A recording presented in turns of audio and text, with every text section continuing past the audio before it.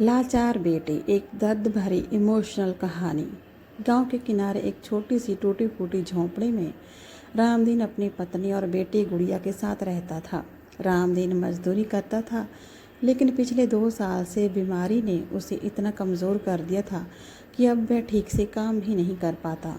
घर की सारी जिम्मेदारी उसकी 16 साल की बेटी गुड़िया पर आ गई थी। गुड़िया सुबह 4 बजे उठती, पास के घरों में बर्तन मांजती, कपड़े धोती और फिर स्कूल चली जाती।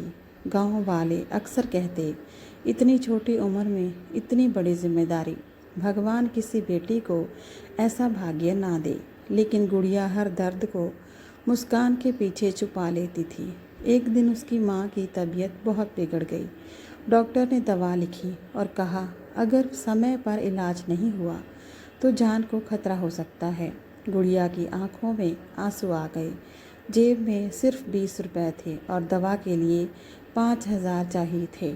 उसने गांव के कई लोगों से मदद मांगी, लेकिन किसी ने हाथ नहीं बढ़ाया। थकी हुई गुड़िया मंदिर की सीढ़ियों पर बैठकर रोने लगी।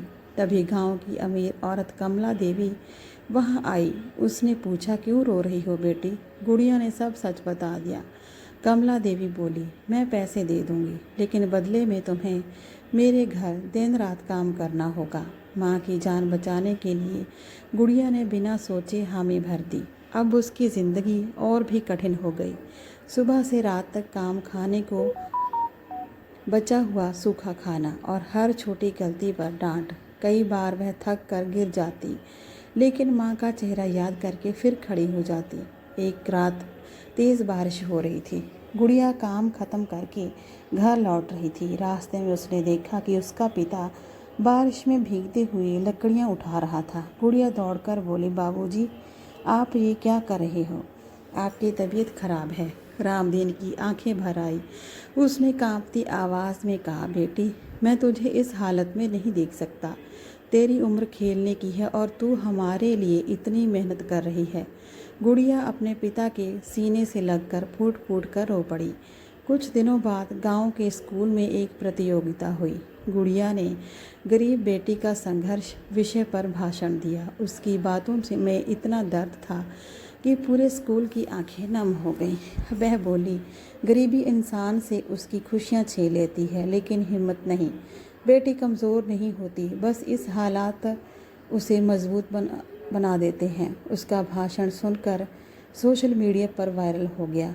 शहर की एक संस्था ने उसकी पढ़ाई और परिवार के इलाज की जिम्मेदारी उठा ली। धीरे धीरे रामदीन की तबीयत ठीक होने लगी।